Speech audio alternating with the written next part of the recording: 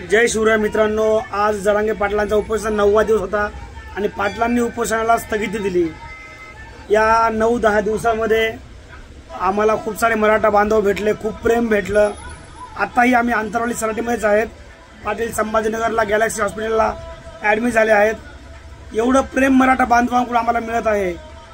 ते भेटल्यानंतर आम्ही घाईमध्ये कदाचित तुम्हाला जास्त बोलणं झालं नसेल, वेळ देणं झालं नसेल, पण तुमच्यावरचं जे प्रेम आहे ते नेहमी मनात आहे आणि तुम्ही आमच्यावर जे प्रेम दाखवलं त्यासाठी तुमचे खूप आभारी आहोत आम्ही।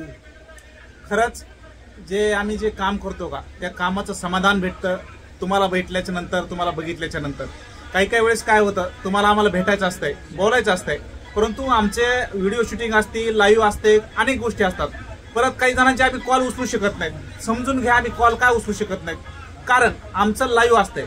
लाईव्ह चालू असताना तुमचे आम्ही कॉल कट करतो किंवा उचलत नाहीत। काही बांधवांना असा गैरसमज होऊ नये की बाबा हे फोन का उचलत नाहीत, बोलत का नाहीत आम्हाला, ही गोष्ट तुम्ही आमच्याकडून समजून घ्या। आणि एवढंच सांगायचं, असंच प्रेम नेहमी राहू द्या।